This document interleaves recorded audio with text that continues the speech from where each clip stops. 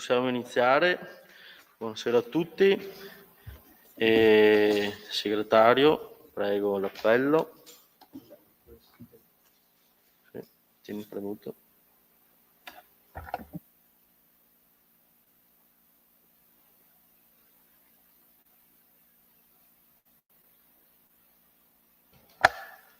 Lì non c'era. Allora, faccio l'appello. Gallina, Condio, Sartor, Salogni, Corso, Lamonato, Zanesco, De Bortoli, Fontana, Bordin assente giustificato, Comazzetto, Calzavara, Ditadi non c'è. Ok, lo segno.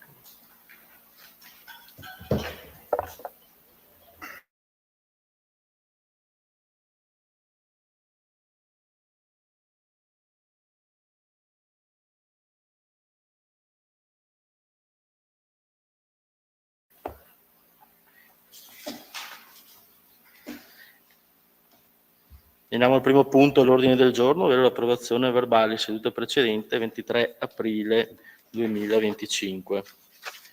E in particolare il verbale del Consiglio Comunale numero 11, l'approvazione verbale seduta precedente 25 marzo 2025, il numero 12, la variazione al bilancio di previsione finanziaria 2025-2027, ai sensi articolo 175 decreto legislativo 12 agosto 2000, numero 13, costituzione di associazione temporanea di scopo per progetto Querco, bando finanziamento PAC 2023-2027, DGR 1597 2023, mediante conferimento di mandato collettivo speciale con rappresentanza, approvazione schema atto costitutivo. Numero 14, interpellanza del gruppo consigliare Un Futuro in Comune relativa ai 2 manufatti presenti sulle pareti esterne della scuola secondaria di primo grado Roncalli, protocollo numero 4751 del 10 aprile 2025. Sono interventi? Se non ci sono interventi, metto in votazione questo punto all'ordine del giorno. Favorevoli? Contrari? Astenuti? Nessuno. Tutti favorevoli.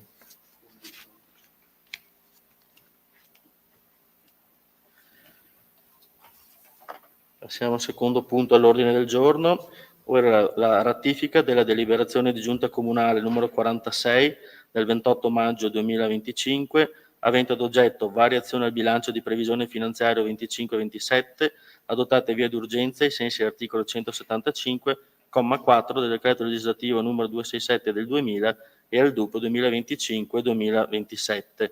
Do la parola all'assessore al bilancio Claudio Sartor. Buonasera, non c'è nulla di particolare da spiegare, è stata una variazione di 53.229,69 euro che derivano dai trasferimenti regionali per le calamità di eventi atmosferici che vengono naturalmente riimpiegati come contributo e vengono distribuiti ai cittadini che hanno fatto richiesta. Facciamo riferimento ai danni da calamità atmosferica di 2 anni fa, quella insomma famosa per la grandinata di notevoli dimensioni, insomma, che ha interessato le nostre comunità, non solamente quella di Cornuda. Nel caso nostro i cittadini naturalmente hanno fatto richiesta di danni, noi abbiamo come è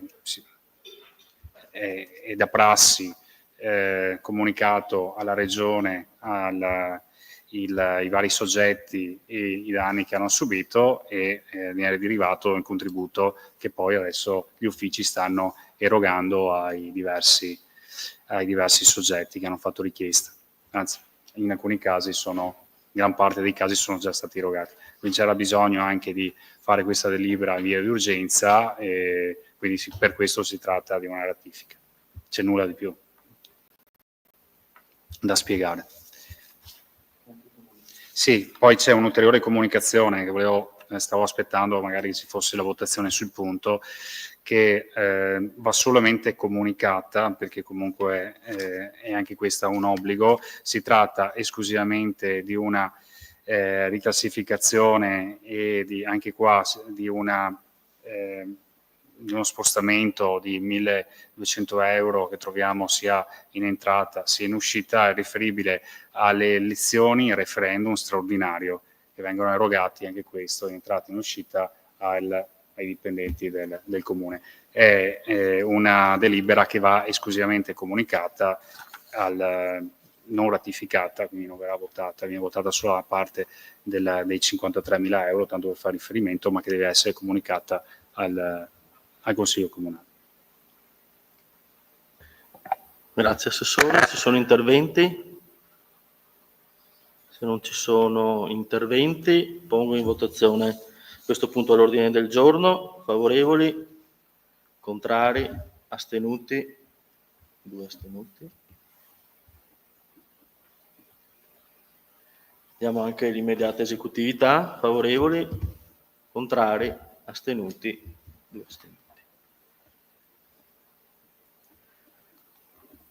Passiamo al terzo punto all'ordine del giorno, ovvero l'approvazione convenzione tra i comuni interessati per la gestione in forma associata del servizio di ricovero, custodia e mantenimento cani presso il rifugio del cane di Ponzano Veneto.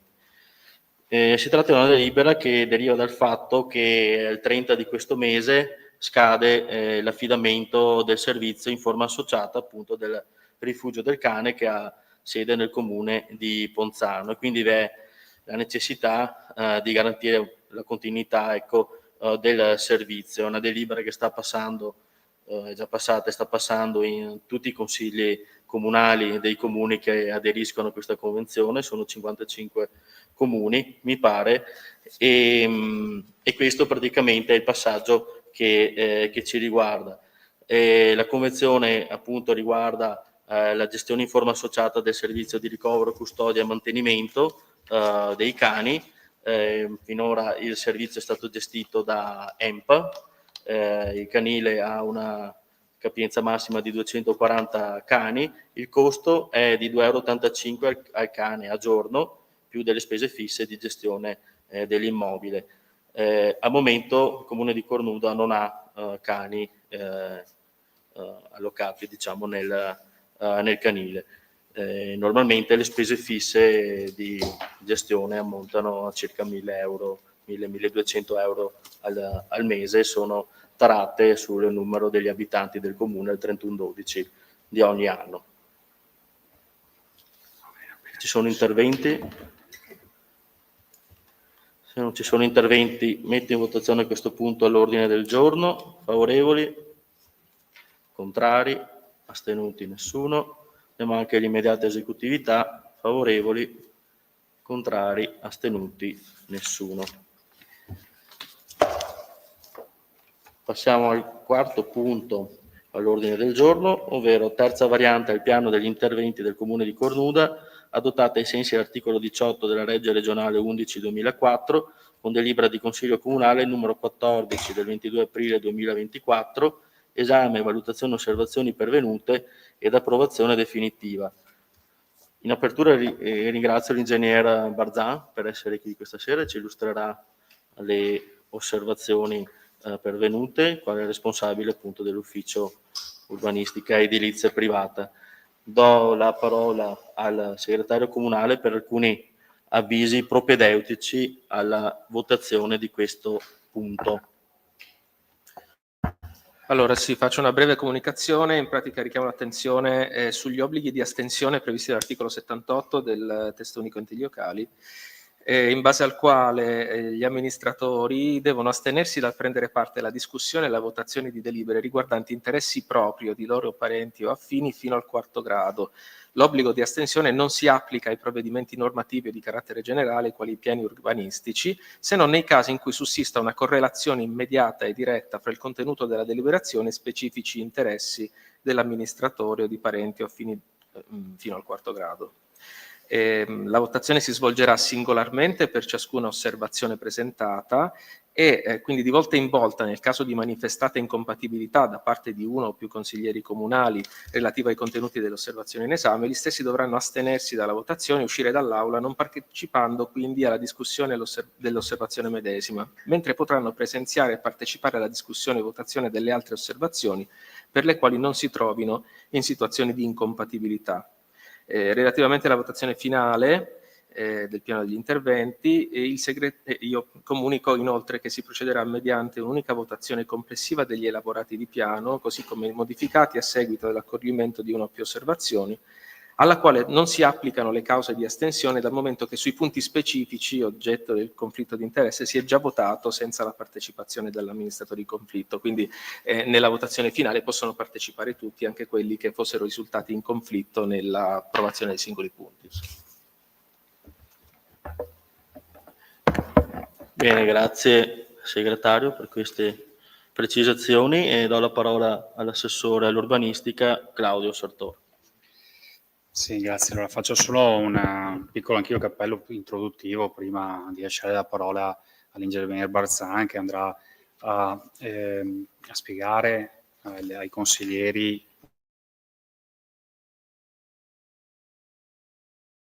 e osservazioni comunali che devono essere valutate da questa assemblea e che poi naturalmente saranno oggetto di votazione.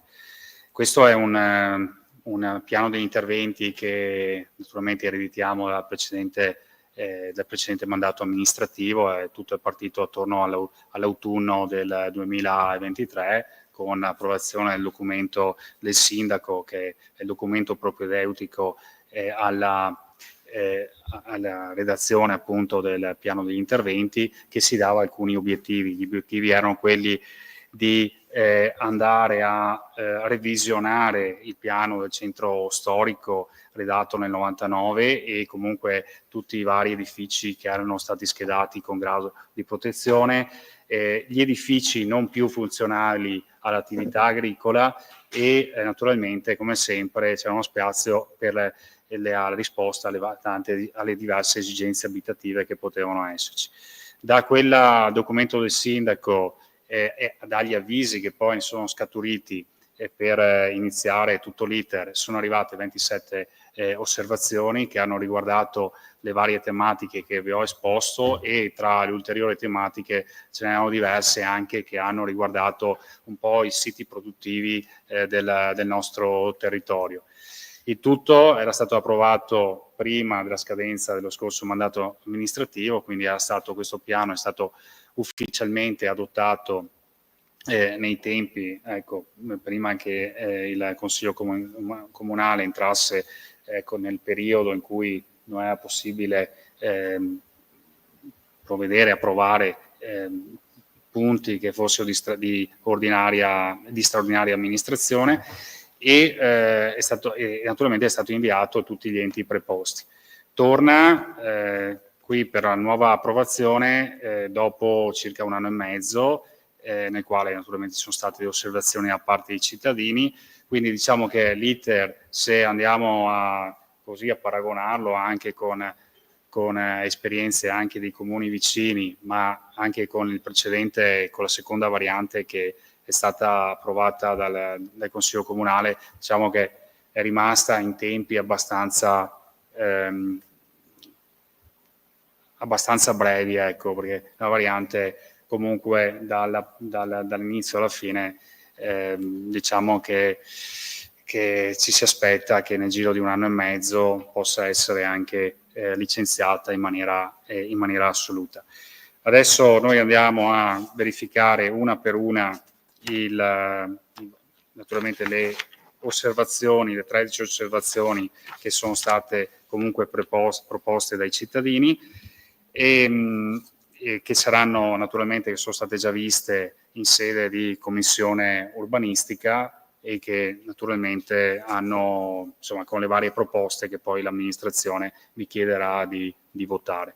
Quindi io non vado ad aggiungere altro rispetto a quanto posso dire, e direi che insomma, se il sindaco vi lascerà la parola all'ingegner Barzan per così esporre i contenuti delle varie osservazioni che sono arrivate.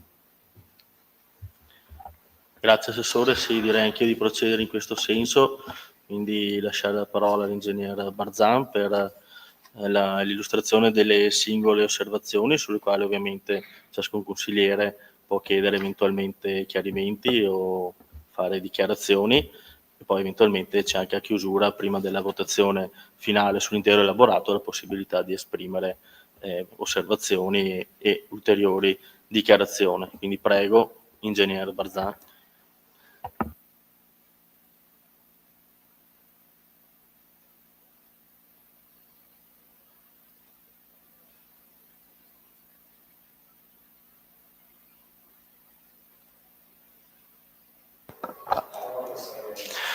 Grazie signor Sindaco, buonasera a tutti, ringrazio l'assessore per l'introduzione.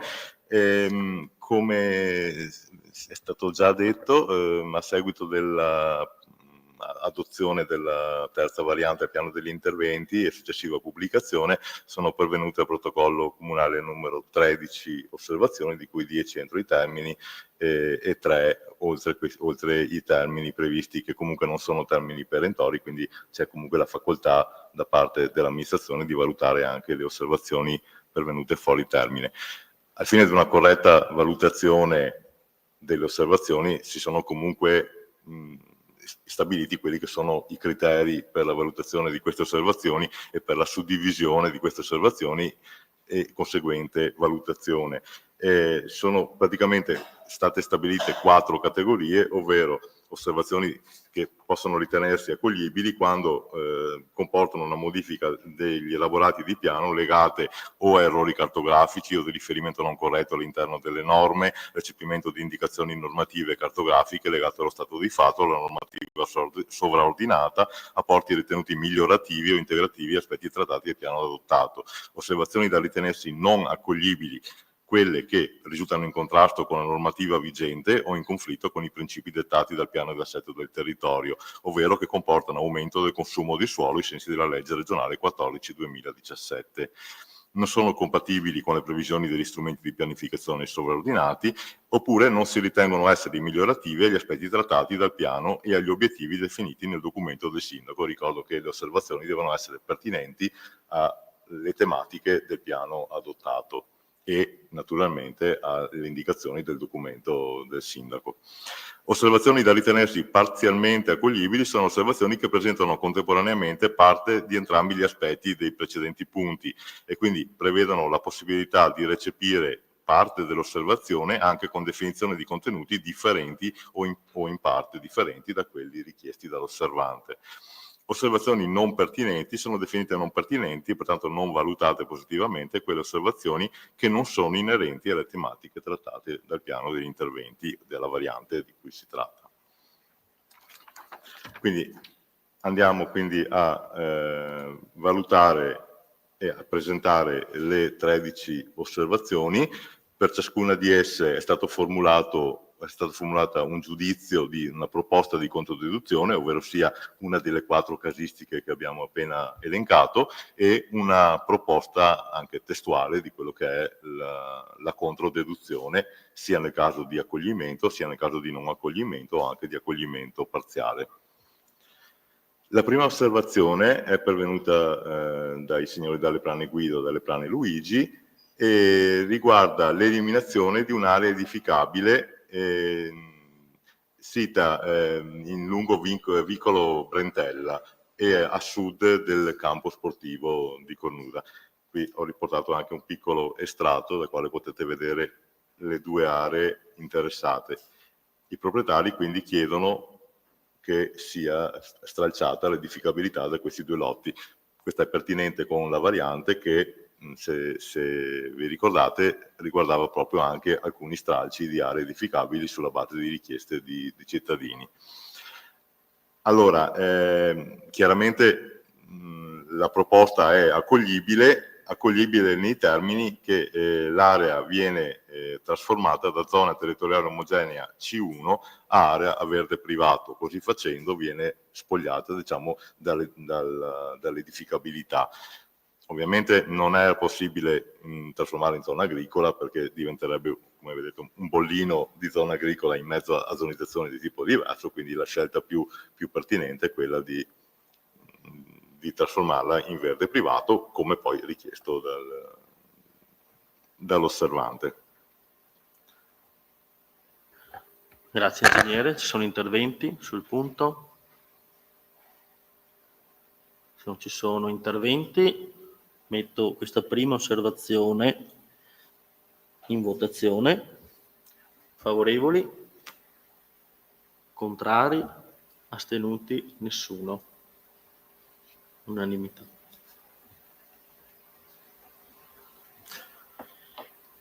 Passiamo all'osservazione numero 2, presentata dal signor Buzziol Fabio, e riguarda un'area residenziale sita in via Sant'Anna. Poi adesso qui vi ho riportato l'estratto del piano degli interventi, area che era oggetto di questa variante in quanto già presente nel piano degli interventi vigente, al quale con questa variante veniva incrementato l'indice edificatorio. Veniva aggiunta praticamente cubatura a quella già prevista precedentemente. E con questa osservazione i proprietari richiedono l'ampliamento del perimetro della zona residenziale, andando a interessare anche i mappali, vedete qui a nord, che oggi ricadono in zona agricola. Allora, quest'area però risulta esterna agli ambiti di urbanizzazione consolidata del PAT e quindi questa trasformazione di fatto andrebbe a consumare suolo. Pertanto, ma non solo per questo motivo, anche per un altro motivo che poi al quale accenneremo, l'osservazione non risulta accoglibile. Il secondo motivo è che andando a trasformare una nuova zona, questa nuova trasformazione richiederebbe tutta una serie di analisi e metterebbe in discussione tutte le analisi fatte, le analisi specialistiche, geologiche, sismiche, idrauliche, che hanno portato all'acquisizione di tutti i pareri favorevoli da parte degli enti e quindi comporterebbe una riproposizione del piano, una riadozione con allungamento dei termini. Pertanto in questa fase l'osservazione non viene accolta. Grazie, ci sono interventi? Se non ci sono interventi, pongo in votazione questa osservazione. Buzziol Fabio, via Santa Lucia 22 Cornuda, modifica perimetro zona residenziale C1/62, spostando verso nord 10 metri lineari il confine tra la zona C1 e la zona E2. Favorevoli al non accoglimento? Contrari? Astenuti? Nessuno. Unanimità. Passiamo alla terza osservazione. La terza osservazione è stata presentata dall'architetto De Rossi Elvis, un tecnico operante nel territorio, e propone una variante alle norme tecniche operative del piano degli interventi che riguardi la possibilità di scomputo della volumetria dei garage fino alla concorrenza massima del 10% della volumetria ammissibile del lotto o del volume esistente, con un limite massimo di 45 metri cubi di volume netto per unità abitativa, purché realizzati in aderenza all'edificio principale. La proposta è una proposta di non pertinenza, diciamo, di questa osservazione, in quanto l'osservazione formulata riguarda la possibilità di scomputare del calcolo del volume urbanistico i garage ricavati fuori terra e rappresenta una definizione di competenza del regolamento edilizio, la cui procedura è slegata da quella dello strumento urbanistico generale. Il regolamento edilizio, se vi ricordate, l'abbiamo aggiornato qualche mese fa con una procedura a sé stante, non fa parte degli elaborati del piano degli interventi, quindi eventualmente questa considerazione potrà essere valutata, questa osservazione potrà essere valutata in sede di una prossima revisione del regolamento edilizio. In questo frangente l'osservazione è giudicata non pertinente perché non riguarda il piano degli interventi. Grazie, ci sono interventi? Non ci sono interventi, pongo in votazione l'osservazione numero 3 De Rossi Elvis, via 8-9 maggio 1848, 29/7 Cornuda, Proposta variante NTO per scomputo volumetria garage fino alla concorrenza massima del 10% della volumetria ammissibile del lotto o del volume esistente, con limite di 45 m3 di volume netto per unità abitativa, purché realizzate in aderenza all'edificio principale. Favorevole alla non pertinenza? Contrari? Astenuti? Nessuno. Unanimità. Allora, passiamo all'osservazione numero 4, che spieghiamo assieme all'osservazione numero 5 perché esattamente ricalca i medesimi contenuti, poi verranno votate comunque separatamente. Con l'adozione della terza variante, l'amministrazione ha inteso procedere dando la possibilità di riqualificazione all'ambito della piazza della Valle, prevedendo una modifica normativa e cartografica che riguardi appunto la possibilità, attraverso uno strumento urbanistico attuativo, di riqualificare la zona demolendo e ricollocando le cubature esistenti, e con la possibilità di realizzare anche un parcheggio pubblico, proprio per riqualificare e ampliare la dotazione di standard della piazzetta della Valle. Il signor Giusti Renzo, con questa osservazione, con riferimento alla variante numero 5, area alla Valle, formula le seguenti considerazioni. Eccessivo ampliamento da attuale 2.200 m2 a 3.500 m2, altezze esagerate per il contesto storico edilizio, 9,8 metri in zona C1, necessità di riqualificazione dei muri di contenimento della rete idrica e del manto stradale. Allora, questa osservazione si ritiene non accoglibile perché quella che era la volontà dell'amministrazione, che è stata studiata opportunamente, si tratta di un ambito degradato e sottoutilizzato, posto a cavallo tra il centro storico di La Valle e la zona C1 residenziale di completamento, e considerato che l'intervento prevede un complessivo intervento di riqualificazione dell'ambito con un limitato incremento della potenzialità edificatoria, 900 metri cubi in più degli attuali, passando quindi da un volume teorico di 2.600 ad un volume teorico di 3.500, comprensivo dell'esistente naturalmente. Un limitato incremento delle altezze solo nella parte che è classificata come zona C1, quindi invece nella parte centro storico ci sono i due piani fuori terra, quindi non i 9,80 ma ci sono i 6,80 metri, al fine di favorire una riqualificazione degli spazi a terra. Un limitato ampliamento dell'area edificabile a nord dell'ambito di 360 metri quadri, che viene trasformato da zona A a C1 di 1830 metri quadri e da zona A a C1 di 2200 metri quadri, diversamente da quanto segnalato dall'osservante, ma poi lì insomma sono questioni di numeri che sono recuperabili dalla normativa adottata, che è stata pubblicata. La realizzazione e cessione gratuita al comune di una piazza per il centro storico di La Valle di superficie minima pari a 600 metri quadri, con dotazione di area parcheggio a verde, considerato che tale ipotesi progettuale sarà ultimamente poi precisata in sede di accordo pubblico-privato al quale viene assoggettato tutto questo comparto, che quindi tornerà in consiglio comunale con la progettualità specifica che oggi non c'è. Con il rilascio di un permesso di costruire convenzionato, proprio perché si devono realizzare anche delle opere pubbliche, ad esempio il parcheggio di cui si parlava. Quindi si ritiene che la proposta di variante, così come adottata dal Consiglio Comunale, sia di rilevante interesse pubblico e coerente con il contesto urbanistico e territoriale. Pertanto l'osservazione non è meritevole di accoglimento. Grazie ingegnere, ci sono interventi. Prego, consigliere Comazzetto.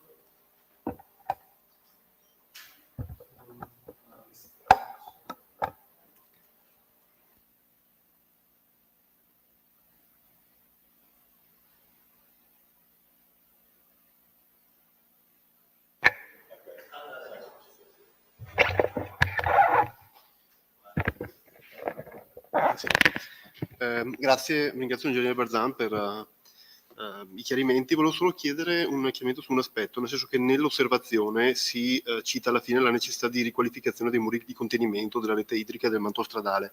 Volevo solo capire se, diciamo, la risposta a questa parte dell'osservazione stava già nell'intervento, diciamo, di riqualificazione o se non è stato ritenuto necessario. Sì. L'intervento di riqualificazione, che appunto avrà una sua progettualità, ovviamente, dato che quella volumetria consentirà di realizzare numerose alloggi, abitazioni nuove, ovviamente dovrà tener conto anche di tutti questi aspetti, quindi è chiaro che sia l'approvvigionamento idrico quanto il manto stradale, il muretto. Oggi abbiamo un fabbricato che arriva a ridosso della strada provinciale, che verrà demolito, ovviamente demolendo quello. Anche quella parte di muro di contenimento dovrà essere rivista. L'accesso stesso a tutto il comparto dove verrà all'interno realizzato il parcheggio pubblico dovrà essere riqualificato. Quindi questi sono aspetti progettuali, diciamo l'osservazione, la norma urbanistica di oggi non entra nel merito di questi aspetti, che vengono valutati poi con la progettazione specifica. Quindi fare un'osservazione, cioè non è che il piano degli interventi può andare a dire come si deve fare, che condotta dell'acquedotto si deve mettere.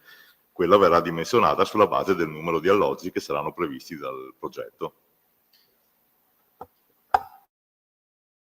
Grazie ingegnere, ci sono altri interventi? Se non ci sono altri interventi, pongo in votazione l'osservazione numero 4, Giusti Renzo, via La Valle 23 Cornuda. Con riferimento all'area di variante numero 05, area alla valle, si formulano le seguenti considerazioni: eccessivo ampliamento da attuali 2.200 m2 a 3.500 m2, altezze esagerate per il contesto storico edilizio 980 metri lineari in zona C1, necessità di riqualificazione dei muri di contenimento della rete idrica e del manto stradale. Favorevoli al non accoglimento? Contrari? Astenuti? Nessuno? Unanimità.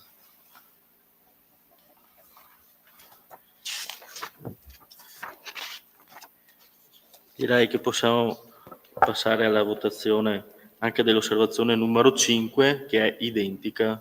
Presentata dalla signora Giusti Giuliana, ma risulta avere i medesimi contenuti dell'osservazione precedente già illustrata.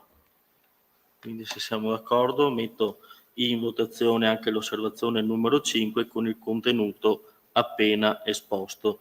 Favorevoli al non accoglimento? Contrari? Astenuti? Nessuno? All'unanimità.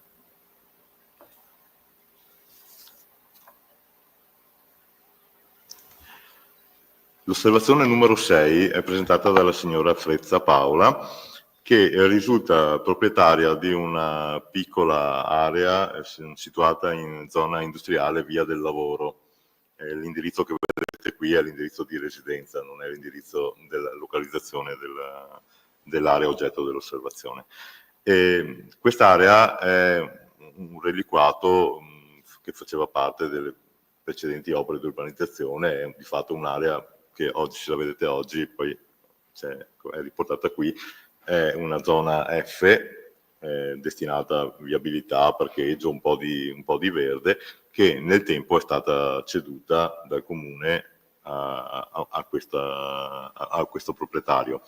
La richiesta riguarda la riclassificazione da zona F a zona artigianale D1, ma è finalizzata alla realizzazione di impianti tecnologici, quindi cabine di tipo Enel, cioè impianti tecnologici, e poiché appunto l'area è molto piccola e questi impianti non riuscirebbero a soddisfare quelle che sono le norme tecniche per quanto riguarda la distanza dalle strade, soprattutto dalle strade, si chiede possano essere esclusi questi elementi tecnologici dal rispetto degli indici e delle distanze. L'osservazione si ritiene parzialmente accoglibile, nel senso che è un'area di proprietà privata di dimensioni esigue, come dicevo, quindi 94 metri quadri, classificata oggi come zona FD, quindi area per parcheggio. Considerate le caratteristiche dell'area e il contesto urbanistico, si accoglie parzialmente l'osservazione nei seguenti termini. Si propone di riclassificare l'area da zona F a zona D1 industriale artigianale di completamento, al fine di consentire, con quella poca edificabilità, perché ovviamente l'indice qui è del 50%, per cui abbiamo sulla base di 94 metri quadri si possono costruire circa 50 metri quadri in realtà l'esigenza è anche molto minore, ai fini di realizzare alcuni locali tecnici per il potenziamento elettrico dell'azienda da destinarsi a cabine per l'alloggiamento di apparecchiature di misura e distribuzione dell'energia elettrica. Non è consentito però a priori escludere questi impianti dal rispetto degli indici e delle distanze di cui l'articolo 28,7 delle norme tecniche operative del piano degli interventi. Tuttavia si propone di precisare nella normativa puntuale specifica a quella suddetta area, che prenderà un numero a sé e quindi avrà una sua specifica normativa, che solo in questo caso è ammessa la deroga alla distanza dalla strada e dai confini stabilita dal PI per la realizzazione di impianti tecnologici, quindi solo per la realizzazione di impianti tecnologici e solo per quell'area, e la motivazione è proprio la dimensione e la forma di quest'area. Diversamente questi impianti non sarebbero realizzabili e quindi l'area inutilizzabile. L'area è stata ceduta a questa ditta proprio al fine di poter realizzare delle strutture e degli impianti a servizio e pertinenza del capannone artigianale contiguo, che non possono essere realizzati all'interno dell'area dove già insiste il capannone. Ci sono interventi su questa osservazione? Se non ci sono interventi, metto in votazione l'osservazione numero 6, Frezza Paola, via Papa Giovanni 23/6, Pieve del Grappa, riclassificazione area in proprietà da zona per servizi FD a zona artigianale D1, proposta modifica NTO zona D1 per consentire la realizzazione di elementi tecnologici escludendoli dal rispetto degli indici e delle distanze. Favorevole al parziale accoglimento?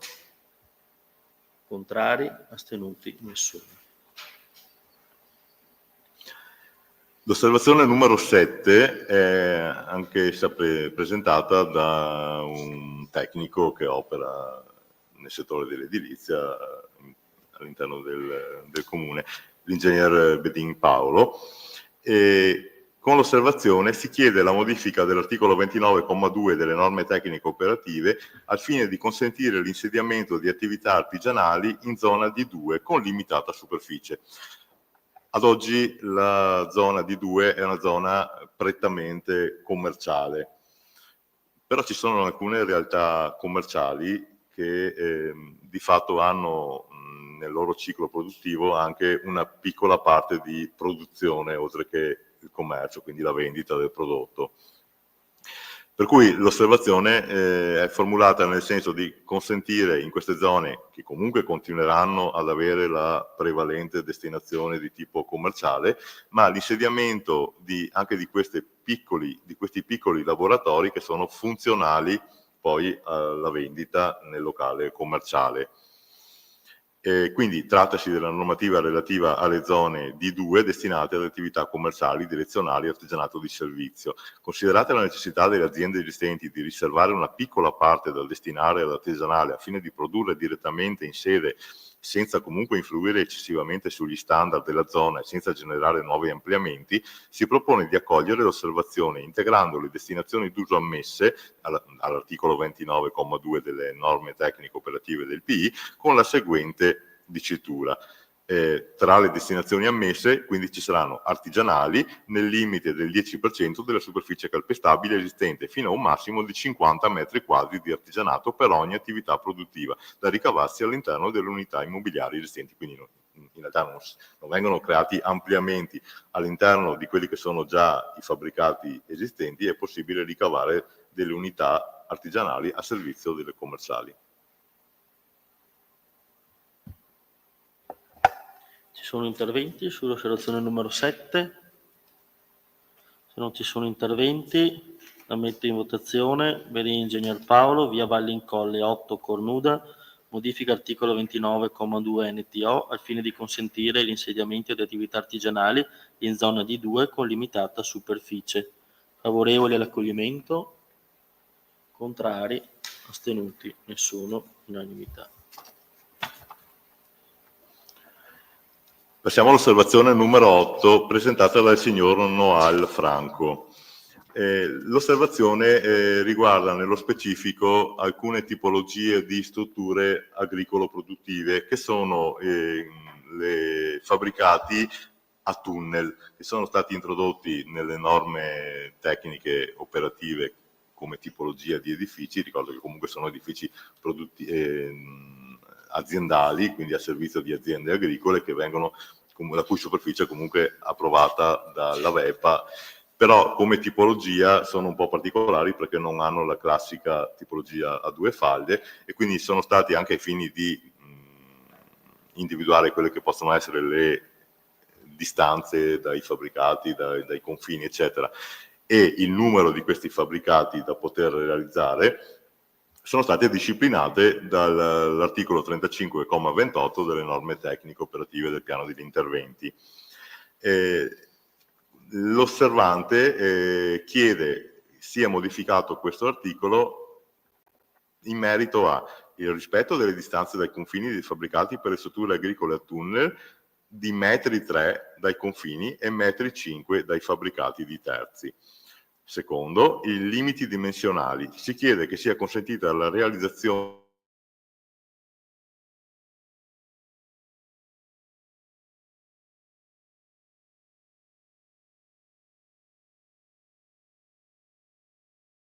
comma 28 così come è oggi.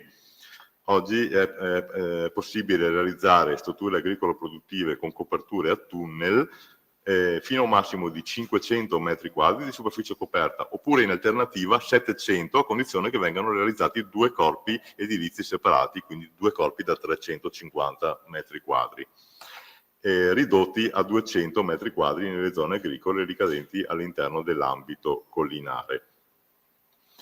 Con la modifica proposta, quindi trattasi della normativa relativa alle strutture agricole a tunnel, come abbiamo detto, con riferimento a quanto segnalato dall'osservante, l'osservazione è accoglibile nei seguenti termini.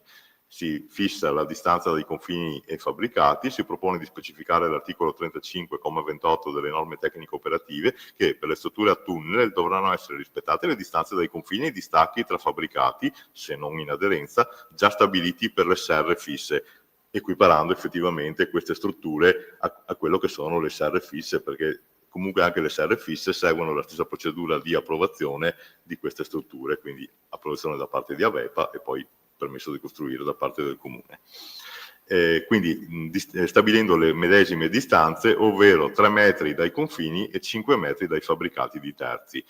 In più, per quanto riguarda i limiti dimensionali, si propone di modificare il medesimo comma 28, precisando che possono essere consentite, in alternativa ai 500 metri quadri di superficie coperta, nel caso venga realizzata una sola serra, la possibilità di realizzarne 3 con una superficie massima di 1050, anziché 2 con una superficie massima di 700, come era la norma attuale che abbiamo appena letto. Vale comunque sempre in ogni caso la riduzione a soli 200 metri quadri nelle zone agricole ricadenti all'interno dell'ambito collinare, in quanto ambito pure agricolo, ma in qualche modo comunque da tutelare e protetto. Ci sono osservazioni su questa proposta numero 8? Se non ci sono, pongo in votazione l'osservazione numero 8, Noal Franco, via Croce del Gallo 3, Cornuda, modifica articolo 35,28 NTO in merito al rispetto a distanze da confine fabbricati per le strutture agricole a tunnel, metri lineari 3 dai confini, metri lineari 5 dai fabbricati di terzi, limiti dimensionali. Si chiede che sia consentita la realizzazione fino ad un massimo di 3 corpi edilizi staccati dalla superficie coperta di 350 metri quadri ciascuno. Favorevoli all'accoglimento? Contrari? Astenuti? Nessuno. Unanimità. L'osservazione numero 9 è presentata dalla signora Orlandi Luisa, proprietaria di un terreno vicino al cimitero qui di Cornuda, poi vediamo l'estratto del piano degli interventi. L'osservante richiede il riconoscimento di un credito edilizio a fronte dell'impossibilità di utilizzo della cubatura del lotto di proprietà che ad oggi ricade all'interno della zona C1, quindi è dotato comunque di un indice di edificabilità, però è interessato dalla fascia di rispetto cimiteriale, la vediamo qui nell'estratto del piano, praticamente questa parte del lotto ricadente in zona C1 ricade totalmente all'interno dei primi 50 metri di distanza dal cimitero, che rappresentano un vincolo di inedificabilità assoluta. Quindi l'osservante richiede che, a fronte dell'impossibilità di costruire e di sfruttare quindi questa cubatura che è stata assegnata precedentemente, la stessa possa essere riconosciuta quale credito edilizio. Allora, l'osservazione è accoglibile nel senso che si va a ridefinire quello che è l'articolo già presente nelle norme tecniche che riguarda il credito edilizio, quindi l'articolo 17 delle norme tecniche del piano degli interventi, integrandone il comma 7, precisando quanto segue. È sempre consentita l'istituzione del credito edilizio, ancorché non individuato con apposita grafia dal PI, per le aree e gli immobili ricadenti in fascia di rispetto o in area di pericolosità idraulica del PGRA, di cui le lettere C e D del presente comma, anche mediante il recupero della potenzialità edificatoria attribuita dallo strumento urbanistico. Questo va a integrare quello che è già appunto l'impianto normativo del credito edilizio, istituto che ancora oggi non è molto utilizzato, però è comunque disciplinato. Probabilmente con questa aggiunta magari questo istituto comincia poi a partire, perché probabilmente ci sono diverse aree di questo tipo e quindi si va a generare si vanno a generare questi crediti edilizi che poi potrebbero essere compravenduti, sono liberamente commercializzabili e possono essere poi utilizzati in altre aree per incrementarne l'indice nella misura che è sempre prevista dalle norme tecniche operative. Grazie, ci sono interventi su questo punto? Se non ci sono interventi metto in votazione l'osservazione numero 9. Orlandi Luisa, via Zilio 23 Cornuda, riconoscimento credito edilizio a fronte della impossibilità di utilizzo cubatura lotto in zona C1, interessato da fascia di rispetto cimiteriale. Favorevole accoglimento? Contrari? Astenuti? Nessuno? Unanimità. Preciso che non si va con questa osservazione a attribuire in questa sede il credito, si va a creare il presupposto affinché poi la giunta comunale, con la procedura che è prevista dalle norme tecniche, abbia lo strumento normativo per poter attribuire poi con separato atto questo credito. L'osservazione numero 10 è stata proposta dall'ufficio tecnico, riguarda sostanzialmente due temi. Uno è quello proprio quello di cui abbiamo appena parlato, del credito edilizio, riscontrando che effettivamente questa procedura stenta un po' a partire, non c'è nessuno finora ha aderito a questo tipo di procedura, si proponeva di modificare alcuni commi dell'articolo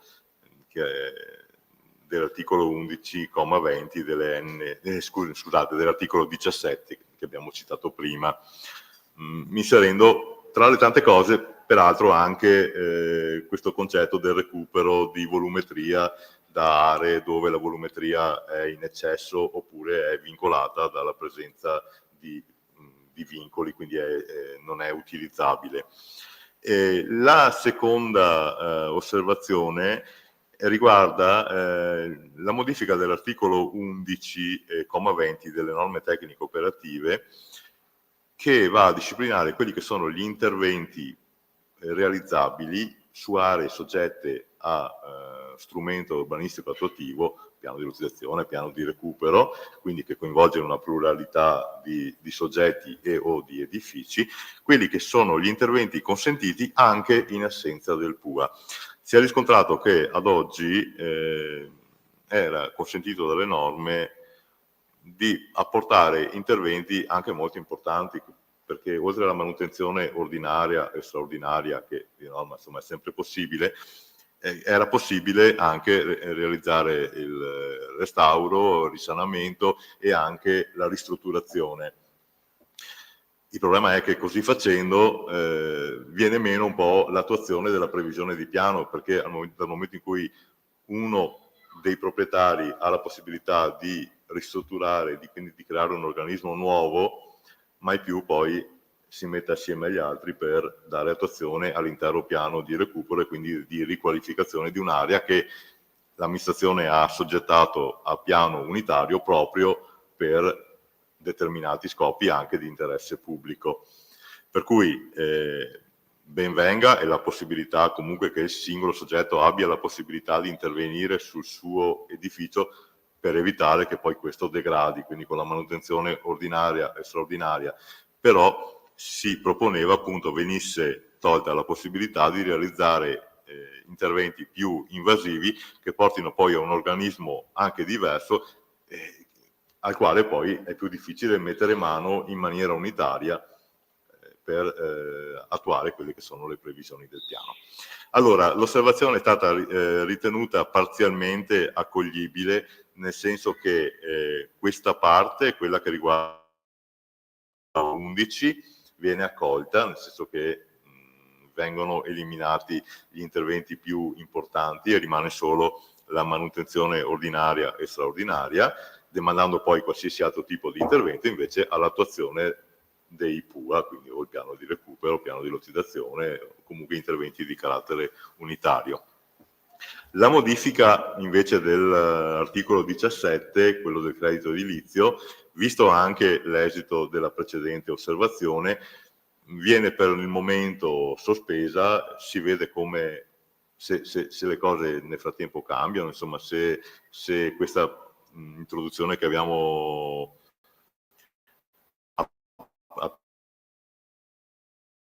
magari serve a smuovere un po' la situazione ed eventualmente si procederà più avanti a rivedere ulteriormente l'articolo, capendo anche in base alle casistiche che si potranno presentare o che si presenteranno come è meglio gestirle, quindi viene demandata a una futura variazione al piano degli interventi, alle norme tecniche.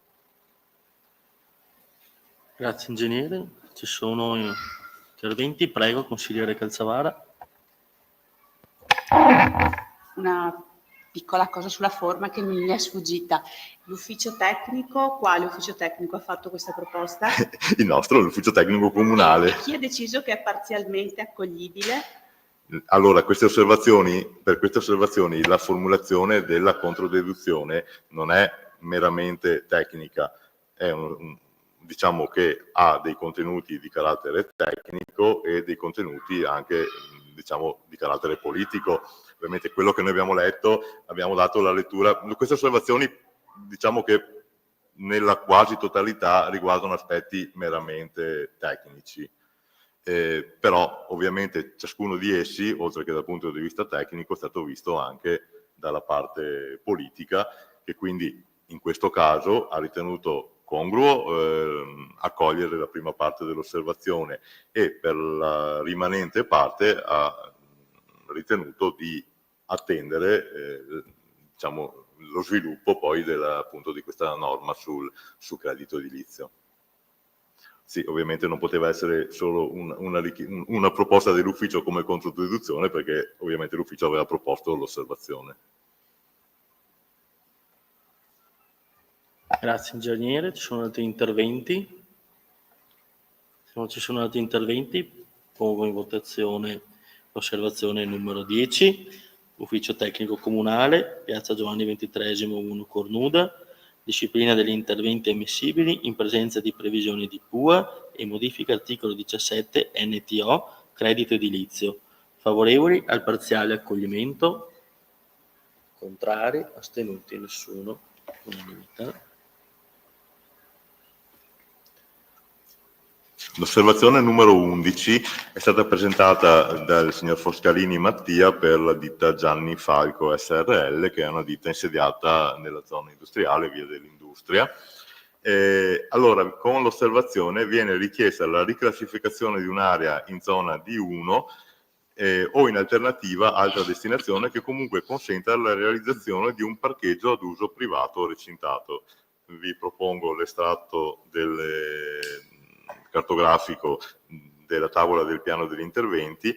Il lotto di proprietà è questo, è un lotto già edificato, e nel fronte strada è stata prevista quest'area che è classificata come verde privato.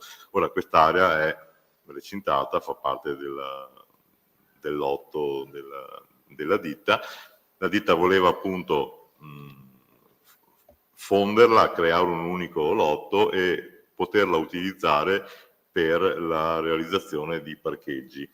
Allora, l'osservazione è stata parzialmente accolta, nel senso che l'area oggi è classificata in verde privato, allo stato attuale inedificata.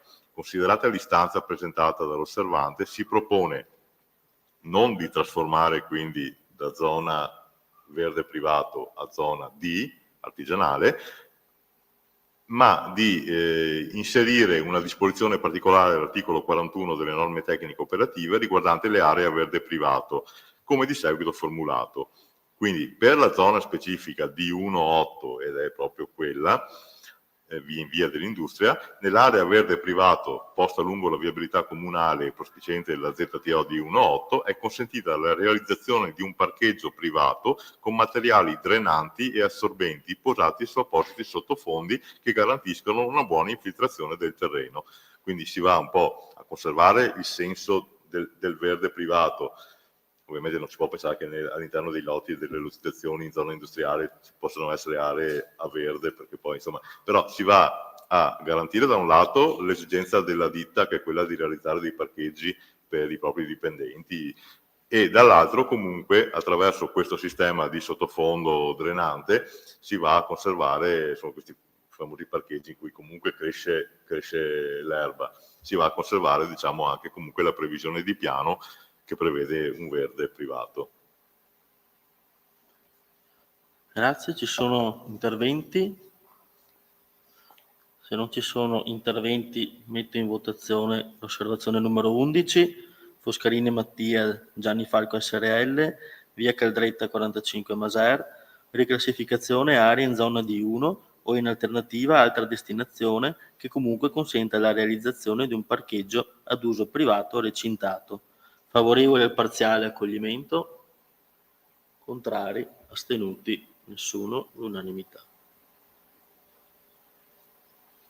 Passiamo all'osservazione numero 12, presentata dal signor Caberlotto Roberto, che riguarda la modifica del grado di protezione di un edificio di proprietà qui in piazza Giovanni XXIII, numero 14. Vi faccio vedere di quale edificio si tratta. Vedete, qui c'è la farmacia e poi si procede venendo verso il centro della piazza.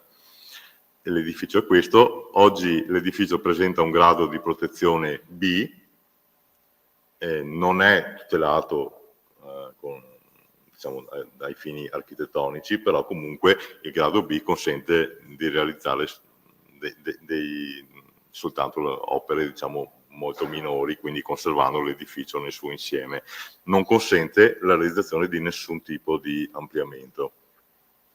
L'osservazione viene presentata perché è intenzione procedere attraverso un intervento che prevede la realizzazione, ovviamente non sulla facciata a fronte strada ma nel retro, di un ascensore. L'ascensore dal punto di vista normativo non può essere scomputato dal computo della cubatura, eccezione fatta per il locale eventualmente dove sono alloggiate le macchine o l'extra corsa, diciamo quello che esce dalla copertura. Quindi tutto il vano ascensore, che ovviamente per ovvi motivi, che abbiamo detto prima, è un edificio comunque di pregio, è un edificio importante ed è difficile realizzare un vano ascensore all'interno, quindi questo vano ascensore va per forza realizzato in aderenza all'esterno. Ovviamente questo comporta la necessità di avere della cubatura a disposizione. Quindi la modifica da grado B a grado C comunque va a tutelare l'edificio, perché comunque anche con il grado C l'edificio deve essere comunque conservato, non è possibile demolire, non è possibile apportare delle variazioni importanti all'edificio, vanno conservate tutte le caratteristiche morfologiche, i materiali, gli sporti e tutto quanto, però ha la possibilità di avere un piccolo ampliamento volumetrico che poi la ditta sfrutterà proprio per realizzare questo ascensore.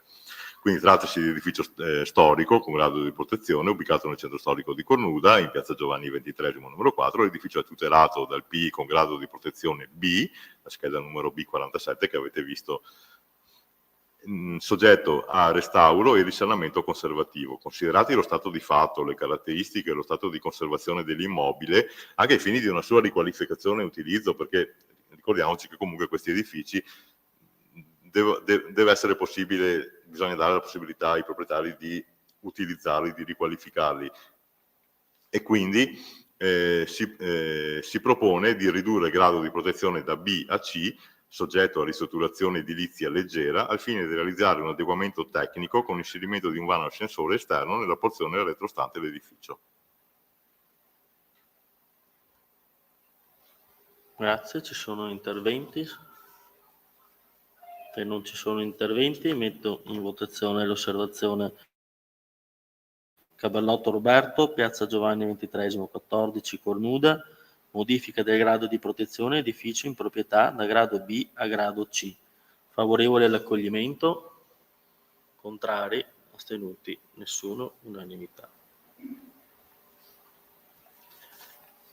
Siamo arrivati all'osservazione numero 13, l'ultima pervenuta da parte del signor Cattuzzo Maurizio. Allora, l'osservazione riguarda una delle modifiche che sono state introdotte proprio con l'adozione di questa variante, che praticamente riguardava la trasformazione di un'area contigua all'area dove si stanno realizzando, ormai ultimando, le nuove scuole, e la via Battaglie, area dove oggi è presente un fabbricato inutilizzato, e quest'area veniva trasformata da zona residenziale a zona F, nell'eventualità di poter disporre di una possibilità di accesso alle scuole da via Battaglie. L'area veniva assoggettata a un accordo pubblico-privato che dava la possibilità al privato, a fronte della cessione al comune di quest'area, di recuperare la volumetria e trasferirla in quest'altro lotto, sempre in fondo a via Battaglie, all'ingresso del vicolo delle Battaglie, lotto al quale veniva attribuita una capacità edificatoria che poteva essere realizzata solo a fronte appunto del verificarsi delle condizioni contenute in questo accordo, ovvero sia la demolizione del fabbricato e la cessione di quest'area al comune. Il signor Cattuzzo Maurizio, proprietario di quest'area, chiede con questa osservazione il ripristino delle condizioni del piano degli interventi vigente relative alla modifica introdotta con l'ambito di variante 17, che è quello che vi ho appena illustrato. In sostanza, quindi, con questa richiesta viene annullata quella che è la modifica introdotta e viene ripristinato quello che è la previsione dell'attuale piano degli interventi, quindi quest'area non è più zona F ma continua ad essere zona C, non si deve più fare nessun accordo pubblico-privato e questo lotto previsto viene cancellato. Quindi la volumetria rimane nell'area originaria. Con riferimento quindi all'area di variante 17 della presente variante numero 3 del PI e a quanto richiesto dall'osservante, si propone il ripristino delle previsioni urbanistiche del PI vigente per intervenuta mancanza di interesse pubblico.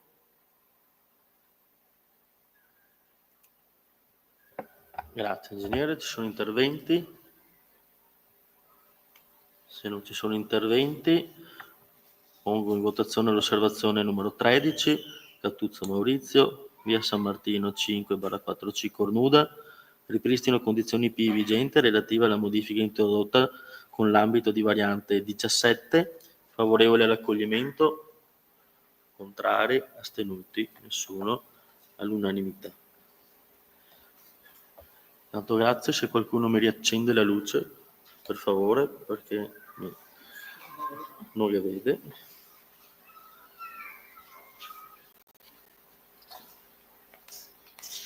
Oh, grazie. Bene, abbiamo concluso l'esame delle osservazioni, del quale ringrazio l'ingegner Barzan per l'esposizione, sempre puntuale ed efficace. Credo che abbiamo potuto cogliere tutti quanti i diversi aspetti di queste osservazioni. Prima eventualmente di passare alla votazione finale, chiedo se ci sono interventi, eventuali dichiarazioni, altrimenti io ripercorro il deliberato. Mi pare, se mi confermate, in questo caso non diamo l'immediata esecutività. La diamo? Allora la diamo. Ok. Quindi ecco, vi chiedo ai consiglieri se hanno dichiarazioni, interventi, osservazioni da fare, altrimenti, se non ci sono, io do lettura a beneficio di tutti del deliberato. Con questo documento, quindi, deliberiamo di prendere atto che, a seguito del regolare deposito degli atti ed elaborati costituenti la terza variante al piano degli interventi, adottata con propria deliberazione numero 14 del 22 aprile 2024, sono pervenute entro i termini previsti 10 osservazioni, mentre sono pervenute 3 osservazioni oltre tale termine, come da certificato redatto dal segretario comunale in data 29 maggio 2025, protocollo 6923. Di esprimersi sulle osservazioni pervenute relative alla terza variante al piano degli interventi del Comune di Cornuda, facendo proprie le controdeduzioni nelle forme riportate in corrispondenza di ciascuno di esse nell'allegato documento controdeduzioni alle osservazioni, acquisito il protocollo comunale numero 7716 in data 16 giugno 2025, predisposto dallo studio Coop Progetti SCRL di Pordenone, in collaborazione con l'ufficio tecnico comunale, allegato alla presente deliberazione. Di approvare, ai sensi dell'articolo 18,8 della legge regionale numero 11 del 23 aprile 2004, con le variazioni da apportare a seguito dell'accoglimento delle osservazioni, la terza variante al piano degli interventi del Comune di Cornuda, redatta dalla società Coprogetti SCRL di Pordenone, incaricata dall'amministrazione comunale e composta dagli elaborati digitali depositati in data 11 aprile 2024, protocollo 4882, che sostituiscono quelli del piano degli interventi vigente. Di dare atto che la variante al piano diverrà efficace 15 giorni dopo la sua pubblicazione all'albo pretorio del Comune, di incaricare il responsabile dell'area 3, area tecnica urbanistica, di provvedere agli adempimenti conseguenti previsti dalla legge regionale 11/2004, tra i quali l'adeguamento degli elaborati progettuali del piano degli interventi ai contenuti dei pareri acquisiti e alle modificazioni introdotte con il presente atto. Di dare atto, infine, che copia integrale del piano approvato sarà trasmessa alla provincia e depositata presso la sede del Comune per la libera consultazione. Quindi, se non ci sono altri interventi, io pongo in votazione questo punto all'ordine del giorno, ovvero la terza variante al piano degli interventi del Comune di Cornuda, adottata ai sensi articolo 18 della legge regionale 11/2004, con delibera di Consiglio Comunale numero 14 del 22 aprile 2024, esame e valutazione osservazioni pervenute ed approvazione definitiva. Favorevoli? Contrari? Astenuti? Nessuno, all'unanimità. Diamo anche l'immediata esecutività. Favorevoli? Contrari? Astenuti? Nessuno, all'unanimità. E ringrazio, se non ci sono altri interventi, ne hai uno, non si potrebbe, ma per questa volta facciamo uno strappo.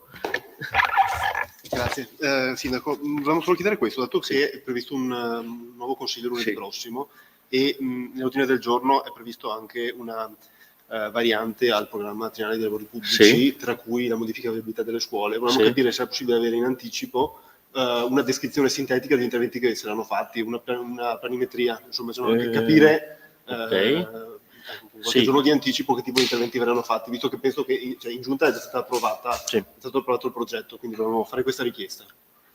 Sì, assolutamente sì, abbiamo approvato il progetto mercoledì scorso, è un progetto di fattibilità, quindi è un progetto ancora preliminare, però c'è, quindi sì, è disponibile in ufficio tecnico, però credo in forma cartacea.